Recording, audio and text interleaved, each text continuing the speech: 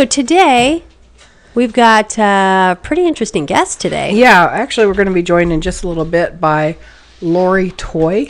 Lori Toy. I know, She's like been on the Broad Lori. Perspective before. Yes, she has. And she has a new book out called Sisters of the Flame, which is part 2 of her previous book. And I'm trying to remember the name of it. It'll come to me here in a minute. A Teacher Appears. That was it. A Teacher Appears. And anyways, this is her subsequent book called Sisters of the Flame. And actually, I like A Teacher Appears, but this one is equally as good. Or I'm not going to say it's better because they all stand on their own. Though. But yeah, it is different a little material. Different. Yeah, definitely. It's a very good book, though.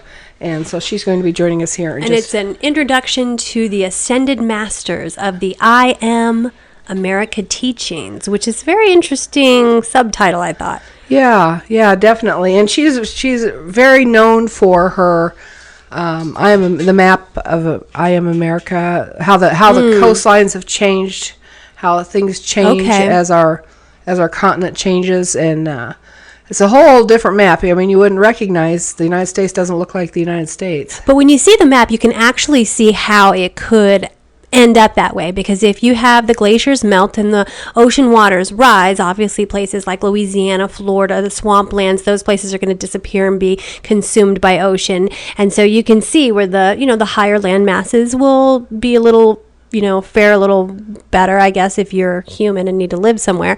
But yeah, you can see the coastlines that come in, and the certain areas that are low are going to fill in with water. It kind of makes sense.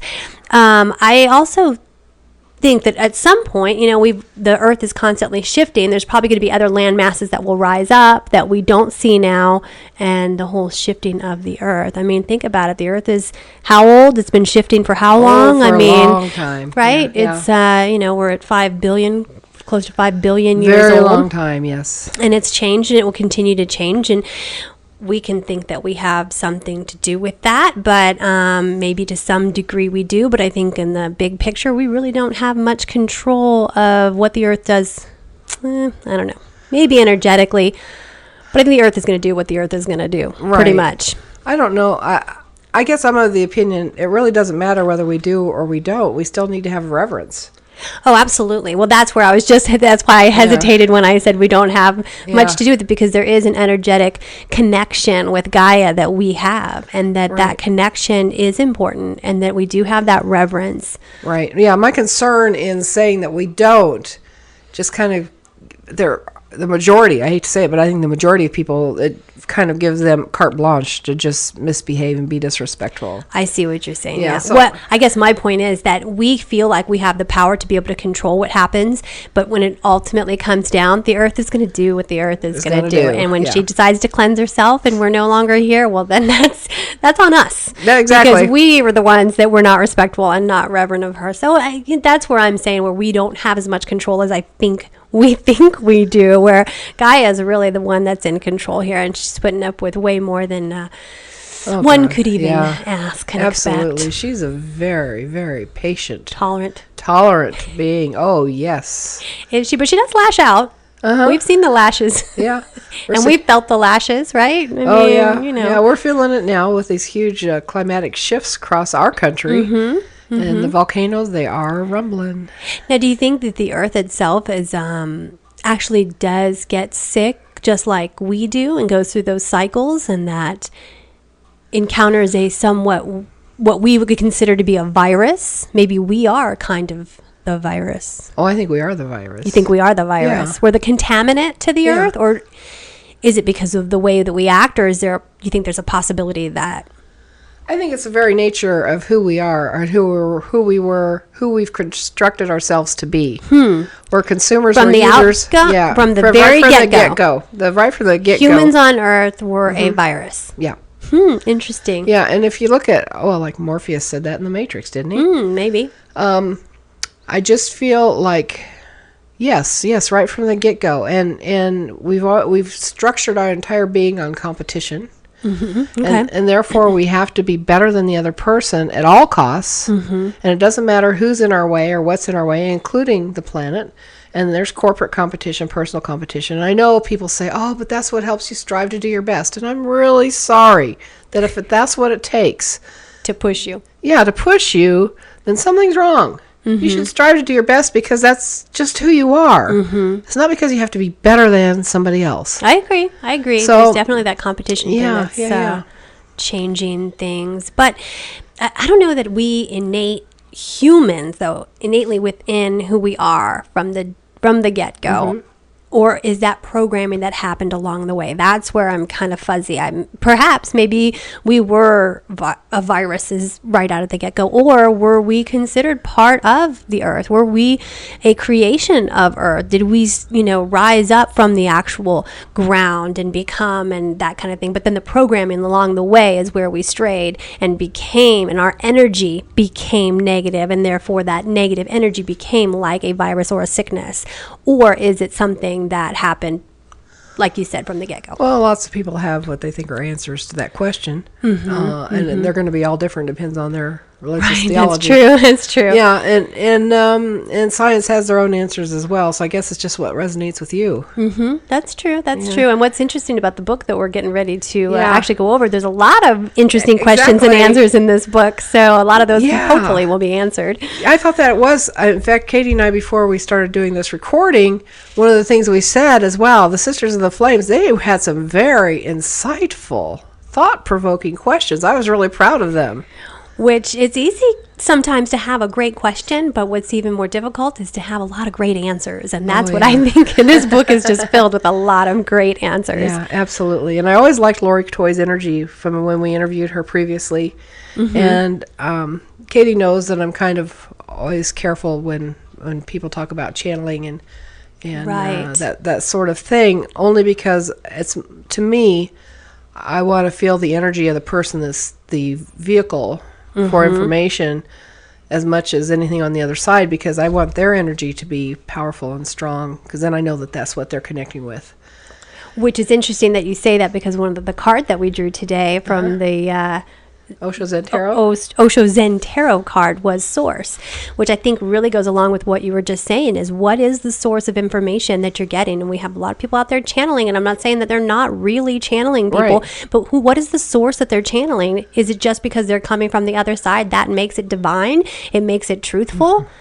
Or, I mean, the energy that you're connecting with is a lot to do with the resonant energy that you're projecting. So if you're at a certain resonance in yourself, you're only going to connect with those sources on the other side that may not be the purest information. Right. Although I think Lori Toy actually has a pretty good connection myself. Just Yeah, from what that's I what I read, feel. I felt pretty good about what she was saying in the answers and how it resonated with me personally. Yeah, it felt very intrinsic and authentic. Yeah. Right, I agree. I think she's Authentic's genuine. a great word. I think she's genuine, and I don't think this is something she would do if she felt it wasn't. I get I her agree. energy. I don't think she's one of those people that says, "Oh, this is the only way I can have to make a living. This is what I must do." It's so much more than that. And they say books have a resonance to Yes, them yes. that you can actually sense when you're, if you really open up to it. It's, I want to say kinesiology. Is that right? Yeah. Right? So, No. yeah, it could be. Right, to where they actually learn from like Dr. David Hawkins. Remember, he has that whole scale. That is yes. And so, Kinesiology, yeah. and so he actually takes these books and he rates them by their vibration, and you can tell the validity and the truthfulness in a book just by actually holding it in your hand, because it Yes. actually has a resonance to it. So, which I think is very interesting. And so, along those lines, I think this book has a very high vibration.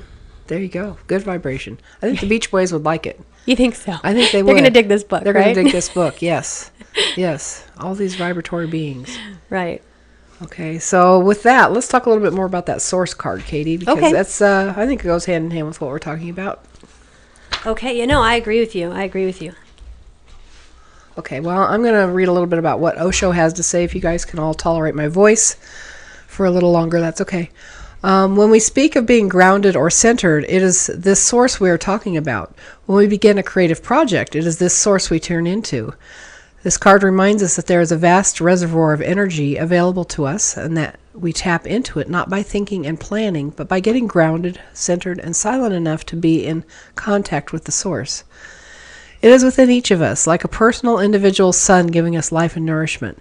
Pure energy, pulsating, available, is ready to give us anything we need to accomplish something, and ready to welcome us back home when we want to rest. So whether Well, speaking of resting, why don't you rest? Oh, okay. You don't have to go on there. But you think about what they're saying right there. You know Yeah. what I mean? Like there's a source out there that you can tap into at any time. It's almost like a gas station that's always full, and all you have to do is plug your little nozzle into it, and you can just tap into it at any time. But you just have to be at that certain, like we were talking about vibration, to be able to say, okay, I'm willing to accept this energy. I think we do a lot of stifling of ourselves that we're not going to tap into it because we have our own hang-ups, whether it's emotional, whether it's physical, for whatever reason, that these, but it's there. It's always there waiting for us to just say, hey, you know what? I'm going to drink of that cup of source. And it's oceans and oceans and vast amounts of energy out there that's continually flowing. And it's right there for us. And it's amazing how we don't use it as much as I think that we should or could. Or I don't think we realize we can. And that's part of where I think that programming comes in, where if we all knew how to do it, we wouldn't really need so much authority. I don't think we would need to live off of our government. That would make us more self-sufficient. It would make us independent. And I think that's one of the reasons that we're programmed to not tap into the source, because it is all that we really need. Interesting. Yeah, it is. Mm-hmm. It is. And I think we're always tapped in. Okay. Now, to some degree, we have to be, or we wouldn't exist. Exactly. So I think we're always tapped in, but we all also don't understand how to utilize it, because I think we understand all of this somehow, some way deep inside of us, but our conscious mind, it's not been brought to consciousness. And that's where the struggle is. And I think Lori actually brings up a little point about that as well in the book, that it's actually on a cellular level, that the cells within our body have to be able to accept that energy. And we have to actually, I don't know if it's evolve or progress or just open up to what's out there. And until we do that, we can't fully embrace it. Yeah, I think that so much comes into play because we are still governed by our egos and by our conscious mind, and that we don't often step aside, move all that aside to really let everything come in, quiet the mind, and just let it all go down. And as we've talked about before, and one of the other hosts always talks about, is the thinking heart, and kind of letting the mind go all together, right? And really going into the emotion and the passion of it. And I think Osho sums it up very well in this final sentence. He says, so whether you are beginning something new and need inspiration right now, or you've just finished something and want to rest, go to the source. It's always waiting for you, and you don't even have to step out of your house to find it. Wow. See, there it is. That's what I'm talking about. And we travel all over the world trying to find the know. answers, and yet here we are. It's all right here within ourselves. Yeah. We don't even have to actually look outside of ourselves. Exactly. And Lori's probably going to elaborate on that a little bit more, and she's going to join us when we come back from this commercial break. And I would encourage our listeners to go to the Broad Perspective Archives, and then you can listen to part 1 of our interview with Lori when we talked about her previous book, and A Teacher Appears. And so this book actually picks up where A Teacher Appears left off. So I see. Yeah. Okay. So and there's a trilogy, right? Isn't yes, there's going to be a third book. This is the second in the trilogy. Right, Got it. Right. So we'll be back in just a moment with more of the Broad Perspective and our visit with Lori Toy talking about Sisters of the Flame. So stay tuned. I found the flow to go from one book to the next very, very easily, very smoothly. However, this book is different than than your previous one. And it's like book 2 of a trilogy, isn't it, Lori? It is a trilogy, and there is a really defined difference between Sisters of the Flame and A Teacher Appears. First is, in A Teacher Appears, that was my journey of acceptance. That was where I had to overcome all my fears and all my doubts about becoming trans-channel and sharing the I'm America map and sharing the process of change. And could I change enough? Could I transform enough in order to share that vital message? However, in Sisters of the Flame, very different backdrop. That was my time of empowerment. And could I overcome, at that juncture in my life, what had happened, circumstances had led me to the point that I was then left totally alone with the message. Ah. And could I be alone? Could I accept that? And then could I fulfill what I felt was my duty and my dharma at that time to share the I'm America work, and then also be fulfilled personally with just my spiritual growth and development and enter into the spiritual awakening.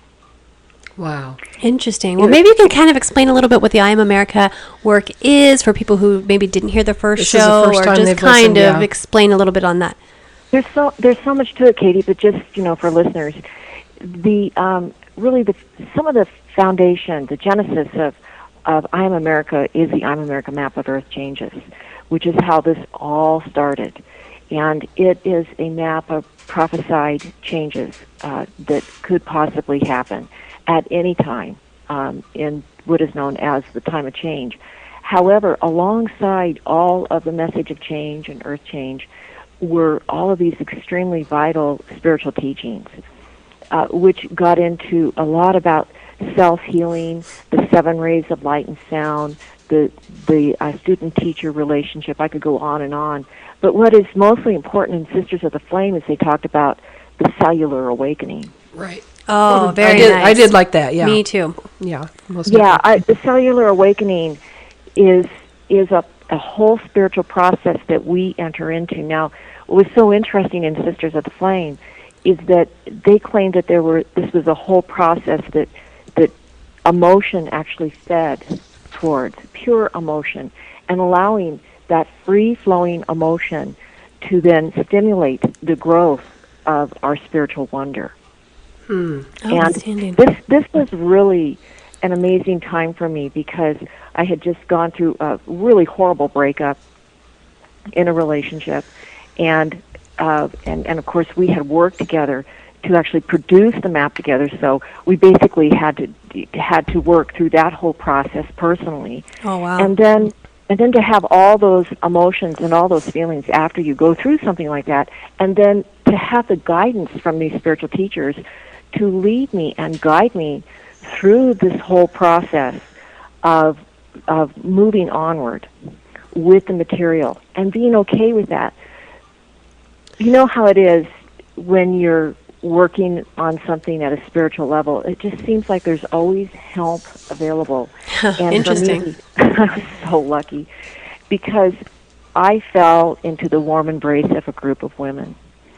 And I swear to God, it was those women who helped me not only get through this personally, but then this whole process of feminine empowerment came forward. And interestingly, alongside with working with this wonderful group of women, and one of them I talk about a lot in the book, Sherry, who became one, Yes. I consider her one of my teachers in the physical plane, also came forward from the Ascended Masters this marvelous feminine voice. Because I think that we always notice with channel material that it's always a masculine voice. Yes. And maybe that's because in the New Age movement there's so many women and we just want to hear men, okay? So so maybe that's the way that it happens. But here came this wondrous feminine voice from Kuan Yin, from Mary, also a beautiful Pleiadian teacher by the name of Anaya.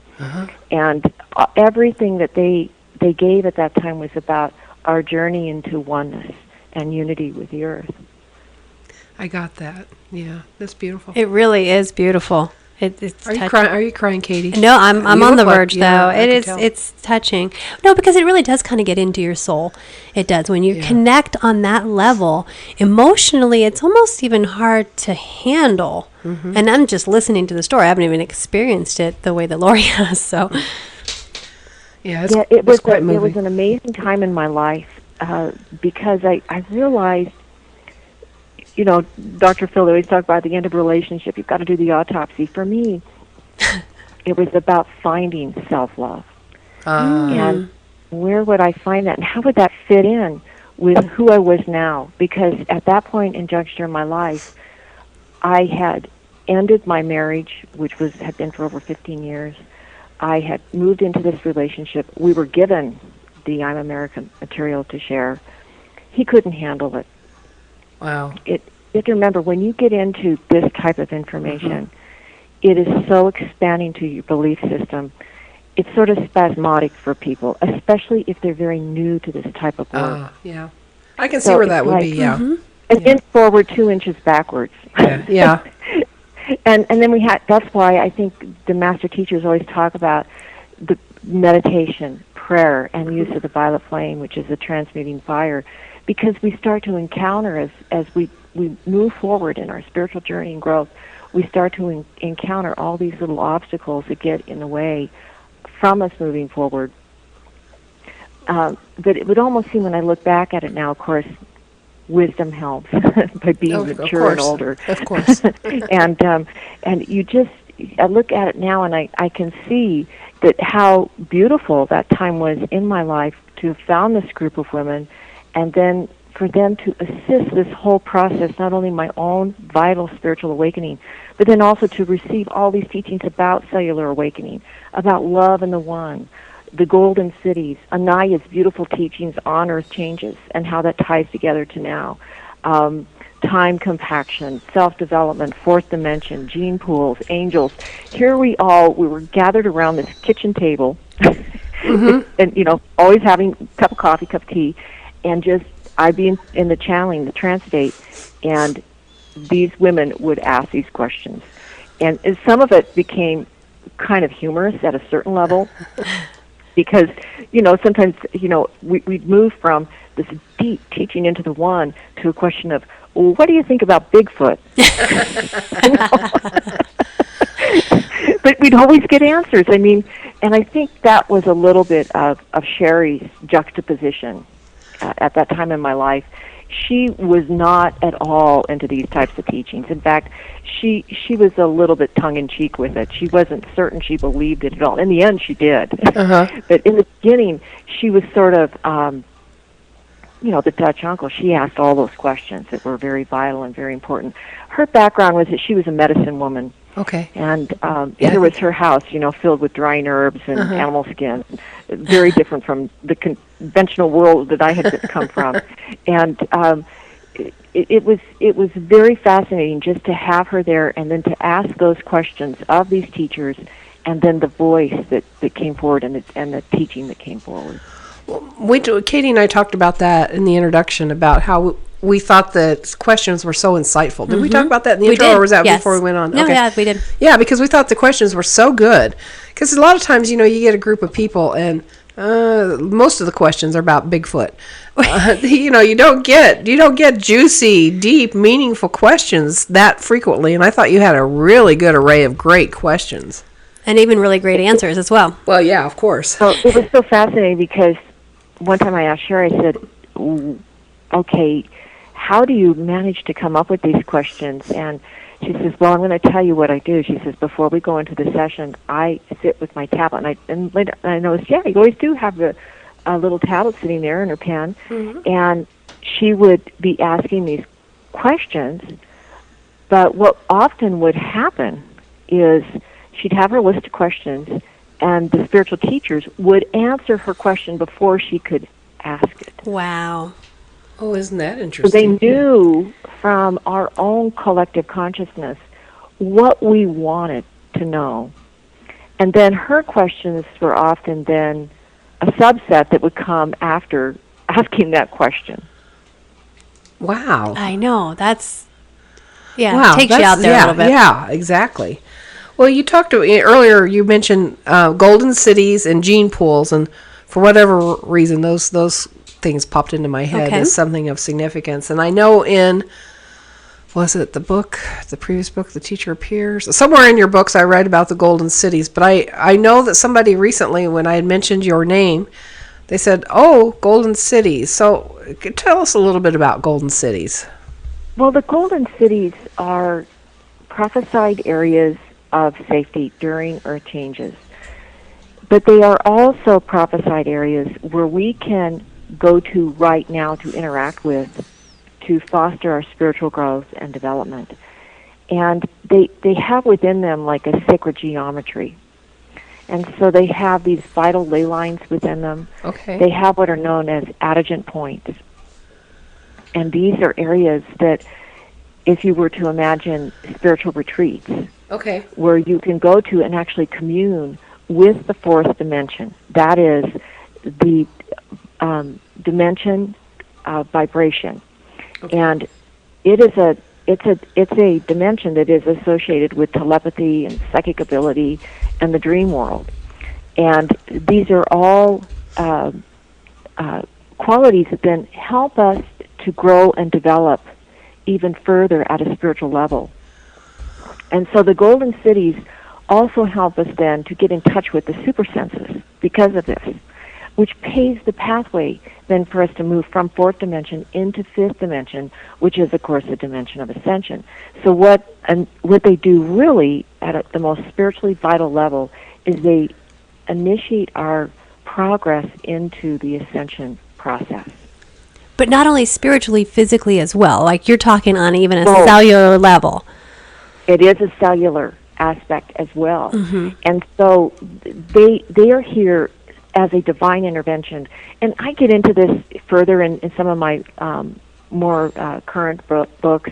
The Golden City series really explains the golden cities and how they work, because there is a very complex science behind them, but yet it's also just a matter of sort of being there and absorbing that energy and allowing it to help and assist you.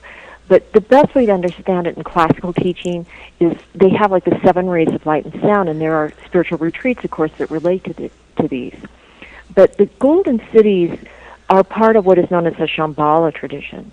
Okay. And I don't know how familiar you are with Shambhala, but Shambhala is this amazing retreat, spiritual area that is immortalized in Buddhism, somewhat in Hinduism. And so it's this archetypal city of perfection. And the golden cities actually stream out of the Shambhala tradition. So are they ethereal or are they literal? They are ethereal and they are literal both. Okay. Kind of. Again, remember, it's about eyes to see, ears to hear. As we develop ourselves psychically and grow through the super senses, then they open up for us at a new level. Okay. Very interesting. It's like anything as our perception changes. Okay. Maybe when we get back, though, we can talk about that as we change and we get into, our physical bodies are changing. Are we also being open up to certain vulnerabilities? Are there ways that we need to protect ourselves or just let it all come in? Maybe we can touch on that a little bit when we come back. Okay, we're going to take a break right now. We'll be back in just a moment with more of our guest, Lori Toy, Sisters of the Flame. Stay tuned.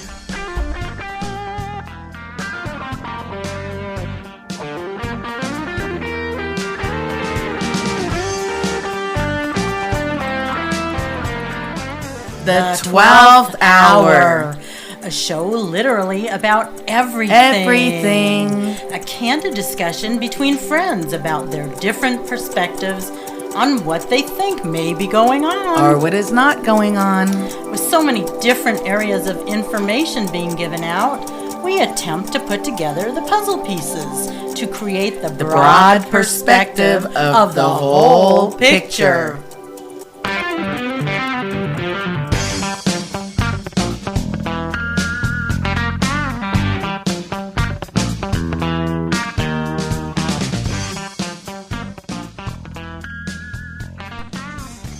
Welcome back to The Broad Perspective here on the Broad Perspective Network. I'm Vivian Kamori. And I'm Katie Curley. And we're continuing our visit with Lori Toy, who's author of Sisters of the Flame, Part 2 of an introduction to the Ascended Masters of the I Am America teachings. Mm-hmm. Now, Katie, you had asked a question or said what you wanted to touch on when we came back. Do you remember what that was? Yeah, just a little bit about how we're changing physically. Are we opening up to certain vulnerabilities? Are there things that we need to do to protect ourselves as we're going through this spiritual and physical transformation?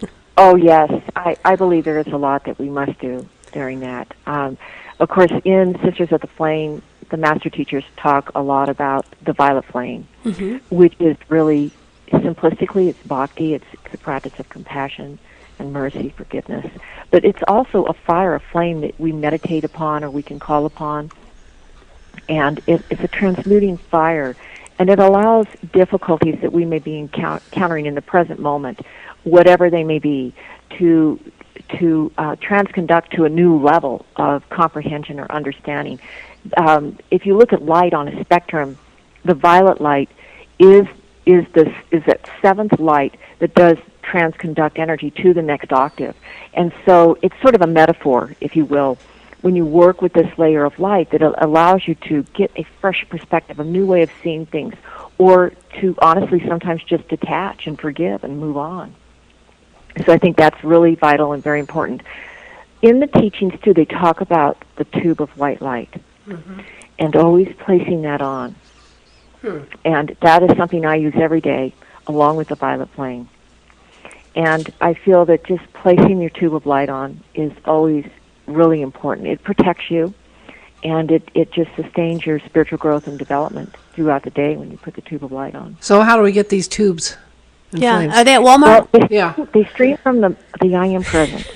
Okay. And so when you ask from the I Am Presence to surround me with the mighty tube of light. Oh, okay. And the I Am, of course, is the presence of God. Okay. Okay. And which is contained within each and every person.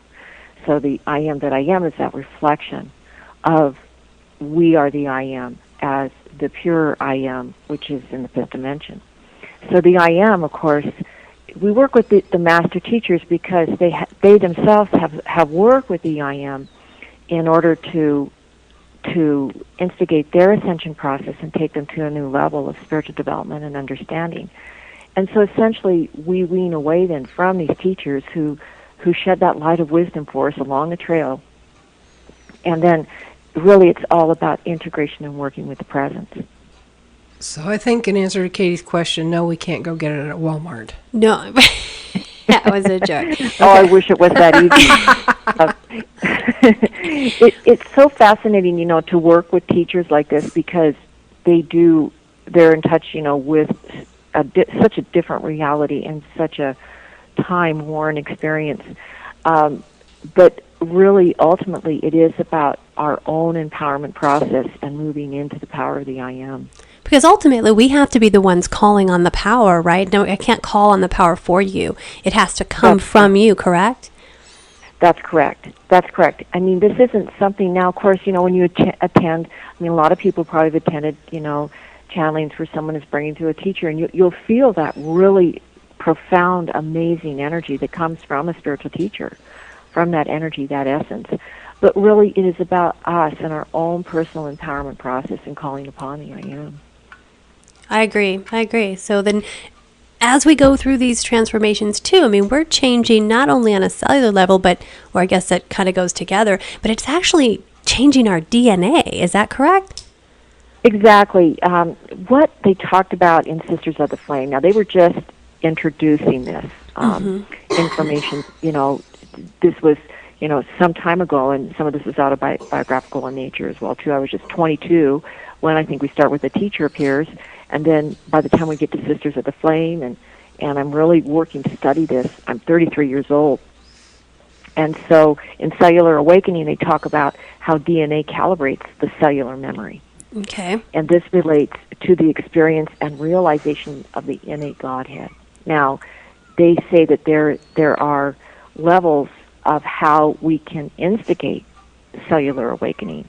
But they say the first thing is really working with emotion, or what they call the emotion. That is working through suppressed emotion. I don't know if you've ever heard this or not, but they say that one of the greatest gifts about being in the physical plane, this is what a lot of spiritual teachers will say, is our ability just to sense, to touch, to feel, to hear, and then all of that beautiful array of emotion that will come with that. And what this does is this opens up that nurturing feminine side of our being. And through that, they say, instigates this awakening process, where we awaken to life at a whole new level. Now, there are some physics and also some scientific structure that they've given along with this. They talk about a perfect cell that resides within our heart. Now this heart, and of course they've studied this a little bit with the Heart Brain Institute, is known as, in their teaching, is the eight-sided cell of perfection. Mm-hmm. I remember reading about And, yeah, and the eight-sided cell is a perfected cell that is connected. We talked about the presence of God, to the I Am. It's connected to the I Am presence. And so when we get in touch with our feminine side, with that beautiful array of feelings that are there, we begin to enter into self-love, learn how to nurture ourselves. We recalibrate our energy to a new level of spiritual experience. And this actually activates what is known as this heart brain, this eight-sided cell of perfection. And instead of making decisions and starting to intellectualize through the brain, we start to think with our heart. Interesting. And so it's a different process altogether. And this is what the feminine offers for us. Now, this cell of perfection, eight-sided cell of perfection, is this, the way I kind of understood it, is kind of the tether almost between us and like the infinite power, kind of?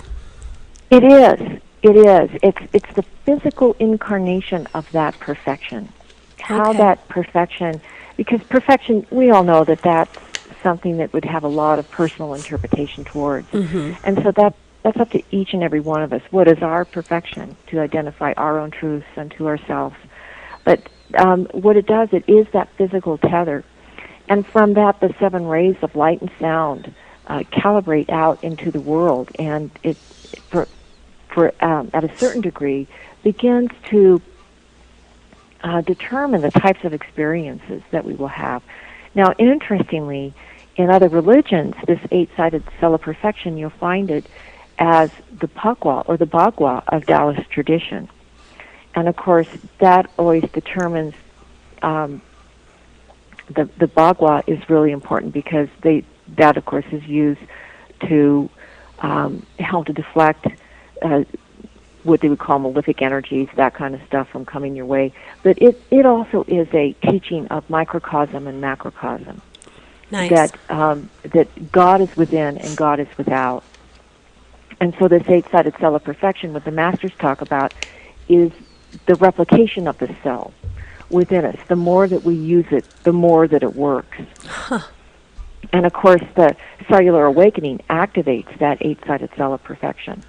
So it's not always active. It's like kind of dormant within us in the beginning, and then we. That's my impression. That's a great question because that's something we've never really asked the teachers, but that's my impression that some people are much more attuned into that heart center and working with that for their spiritual growth and evolution. Definition-wise, this is what they call the cellular awakening, which is that activation of that cell, that perfect cell within. Mm-hmm. They say it's a spiritual initiation, and it's sponsored by two spiritual teachers, Saint Germain and Master Kutumi. And through this process, the physical body is awakened and accelerated. And it does prepare our consciousness to recognize and receive the instruction from the fourth dimension. And then, of course, then they allege that once we start to work with the fourth dimension, that this actually will change our DNA, and it initiates the ascension process. Interesting. Yeah, I want excuse me, I want to elaborate on that further in a minute, but when you're talking about all this, there are so many things popping into my head. Right, it's true. Because I think that the ancients, many of our ancients, have known this about this eight-sided cell. Maybe not that particular, but they've known the importance of its location in the heart. And also, just like the Greeks, know thyself. And that's part and parcel to what you're saying, is that we can't really have self-love if we don't really know who we are. It's true. We have Exactly. Know thyself. I think Yeah. Saint Germain has stated that so many times that it's important just to know who we are. In Right. Sisters of the Flame, I felt like this was my initiation into discovering who I was. Oh, okay. And how did I fit into my life at that time? How would I follow through with the message of the Of America map, which was really kind of a very doom and gloom message at the time? And how could I work with that so that people could understand that it was an exciting and vital and spiritual message? See, that's the way I look at it. I look at it exactly like that. It's exciting. It really is. It's exciting But I can see how some I people think can be so. fearful. I can see how some people can be fearful because of the they're change. just and big chickens. Come on. not everybody's ready to receive the information, Viv. Okay, all right. They're chickens anyway, but no. Well, back on that doom and gloom to earth changes. Yeah. In Sisters of the Flame, I began to work with an amazing spiritual teacher. Of course, at that time in my life, I was working to really change how I was channeling and receiving information. And in fact, Sherry, who was my mentor at that time, she said, "Well, could you learn how to actually channel, without having people there asking questions? Could you just turn on the tape recorder and channel?" I tried that a few times. It wasn't for me, really. It's a little more difficult to do that. And then she says, "Well, why don't you just allow them to completely take over your body?" And that really bothered me a little bit, but I thought, well, I'll give it a try. So I did allow that a couple of times. That wasn't for me either. Mm-hmm. And so, because I'm clairaudient trans-channel, that is, I'm in a meditative state, and then I hear them speaking, and then I repeat what they say, and then those sessions are recorded. It's a little bit like automatic writing, but instead of actually typing, I'm just speaking. But you're conscious as it's happening, correct? Yes, I am. And when I tried the other method, it just wasn't for me. Although I know that there are really some great channels. They do that method. They just kind of step completely out of their body spiritually, and they allow that teacher to take over. Like Ramtha is probably one of the more famous ones, and really a great channel. But back to where I was at on these earth changes in Anaya. She talked about that cataclysmic earth changes may occur if we do not realize our spiritual path of life and the spiritual way of being. Okay. Wow. And she said, all is spirit. And as we move through matter, we must honor and respect that in all that we do, all that we see, and all that we are. Yeah. So it's simple, but yet for some reason we make it very complex. Don't we, though? We mess up everything. We make everything difficult. Well, it's that lack of reverence that we've Yeah. talked about in the past, that if we do have reverence for all the things that are around us and the earth and what we've been given, and understand what an amazing gift it is, you see through different eyes at that point. I think so. I think that the earth changes really are an opportunity for collective healing. Oh, I like that. For all. And, of course, the spiritual teachers, they say that there are some changes that are inevitable. And I think we're seeing some of that right now, of course. And thankfully, I think that the whole timeline of the changes have been slowed down considerably.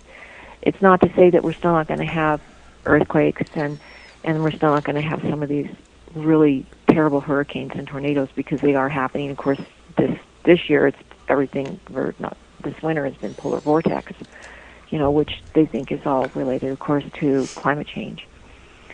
But they say that the master teachers say that inevitably these changes, they help us to heal separation. Okay. And so, in contrast, with the changes comes healing, and that healing's at all levels, mental, emotionally, and spiritually. Isn't that interesting? But these changes are directly connected by the energy of humanity. Is that kind of what you're saying? Yeah, and they were very clear. That was a question that Sherry asked in Sisters of the Flame, and they responded that earth changes are a reflection of the mass collective consciousness. Well, the mass collective consciousness, sometimes it seems like it's easy to ascertain, and sometimes it seems rather difficult.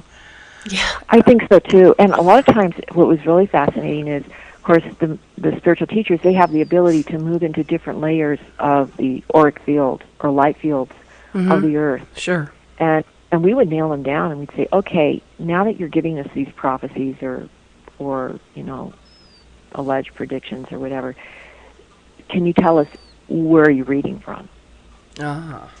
Exactly. And What's the source? They are reading from the fifth layer of the field of the earth. Oh, I want to talk more And about so, that. Yeah, when you begin to understand about energy, you realize that as energy moves down, fourth, third, second, first layer, it's densifying. Mm-hmm. Of course, and as it moves outwards, it's expanding, and it's more ethereal and spiritual. And so I've always found that really interesting in terms of just where that information comes from. That's so that we interesting. can get Laura, I'd love to talk. how far it is into its manifestation process. Right. I'd love to talk a little bit more about that when we come back, if you Yeah, want. We have to take a break, I think, though. Yeah, let's do that. Okay. Let's take another break. We'll be back in just a moment with more of our visit with Lori Toy. Stay tuned. Welcome back to The Broad Perspective here on the Broad Perspective Network. I'm Vivian Kamori. And I'm Katie Curley. And this is the last segment of our visit with Lori Toy. This is just way too much and great information to have to only have a few minutes left. I But know. she's author of this wonderful book, Sisters of the Flame. It's this part 2 in her series, and her first book was A Teacher Appears. Go into the Broad Perspective archives. Listen to that one. Listen to this one. Get the books. And tell us how they can do that, Lori. How can they get your books? Well, if they want to get a sample of the book, they can go to loritoy.org. Okay. And they can get a free 4-chapter sample of the book, which is a little more than you can get from Amazon. True. loritoy.org, and there's a place you can sign up. And there's also a video that I'm featuring there with the Awakening Prayer, which is the prayer that the Master Yes. Teachers gave me to facilitate the cellular awakening. Oh, And I okay. did like that. It's in your book. I want to spell. Go ahead. I just want to make sure we spell that out because people. LORITOYE.org. There you .org. go. Thank Okay. you. Thank you. Thank you. Good information on there, so everybody check that out. Yes. And I know as we went to a break, we were going to talk a little bit more about like the energies and the densities of energies and how that kind of works a little bit. Maybe you could tap into that a little? Oh, absolutely. Of course, the Master Teachers always talk about different layers of the field, not only of the earth, but of the human aura. And, of course, each layer identifies with a chakra. They talk about that in Sisters of the Flame. And then they also relate in further teaching. A lot of times these layers of energy relate to certain sounds and also relate to certain colors. And this is kind of interesting. In the Cellular Awakening, they talked about how the chakras interrelate, and I'll share some of these. They say that the first chakra resonates with the A sound, and it's a red or a brown chakra. Of course, it would depend on your evolution. The second chakra relates to the E sound, and that's a yellow chakra. The third chakra relates to the I, and this is a green. Now remember, this is all in relationship to cellular awakening. And the U, or the hue, which, Eckankar uses the hue. The Master Teachers claim that the hue is the violet flame, so you can just chant that as a Bija seed mantra. It's green and pink. The fifth chakra, which is the throat, is blue and gold light. And then the third eye is yellow and purple light. And this is interesting because they talk about the crown chakra as being white, or all colors and all sounds. Okay. Because sound and color are really kind of one and the same when you're not in your physical body. Is that correct? Correct. Okay. And I think, too, I don't know how, if you guys have ever read any of Dr. Michael Newton's work and his LBL, Life Between Life work, but he talks a lot about sound and color when people go into past life regressions and then also into that period of time between lifetimes where they have that contact with their soul. And it's very vital information in terms of just understanding how not only do they relate to different layers of the field of the aura, but then we might have in one lifetime a certain color or sound vibration that we relate to more because it calibrates us more towards that path that we're in that lifetime. Interesting. That is very Now, interesting. what's really interesting in Sisters of the Flame, they talked about gene pools. Yes. And Yes. and they said that there were 12 specific gene pools on Earth right now Okay. that are shaping the contemporary human experience. And they say, but yet we are all one. So even though they give us this information, they never want us to divert too far away, in understanding that we are ideally all one. In some of my other work, and we're talking about a map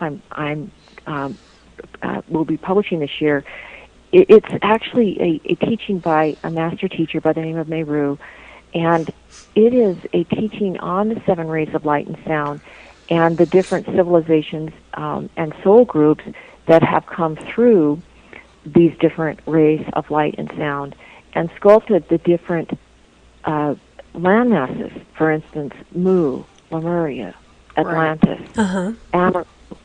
and then the areas which are now contemporary Africa, contemporary South America, contemporary Europe. And so what he did is he presented what's known as the map of the ancients, and this map, of course, then shows how the Earth looked before it does now. Wow. Okay. And so this is something that you're currently working on. When will we get this I'm information? working on it and hope to release the map this year.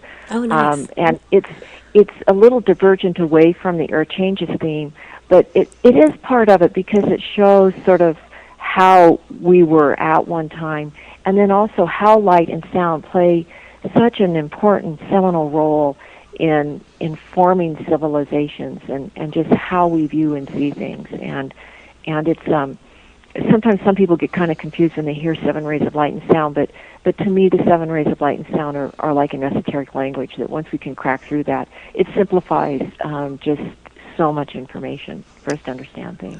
That's exciting. That was like a quote that I just actually saw the other day, that the universe is more like music than it is matter, which I think it was just such a brilliant quote. I think it was Luther Adams said it, but I think it hit it right on the head, because it's about that vibration, the tones, and those lights that kind of all go together with that. It is true. I mean, we really are living in a world of so much that we cannot see. And yet, when we develop ourselves to that fourth dimension, then we have the eyes to see and the ears to hear. We're able then to enter into a new energy frequency where the earth becomes alive at a whole new level. Because so we really do see almost through different eyes.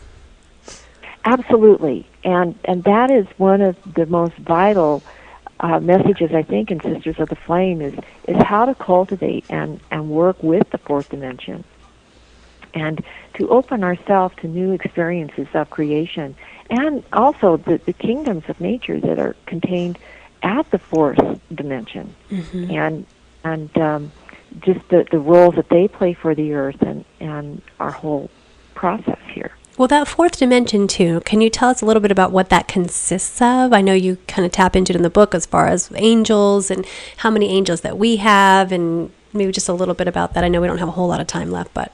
Well, the fourth dimension, of course, is a dimension of vibration, and so because it's that area where sound and light begin to really make an impression upon us. But in esoteric history, the fourth dimension is the level of vibration where the fairies and the elementals, the brownies, the elves, all those great beings that keep the earth functioning at another level that is not scientific whatsoever exist. And a lot of times you'll notice, well, I don't know if you have animals or not, the cats are very tuned into the fourth dimension. Okay. Interesting. They will see those light beings, divas, if you will, fairies, brownies, sylphs, the undines. They will see them, and they'll be watching them. I think small children are very in touch with the fourth dimension, and so they also can see the beings that exist at that level of creation. But the fourth dimension is also a level where we open at a heart expanse level towards. So it resonates really to our heart chakras.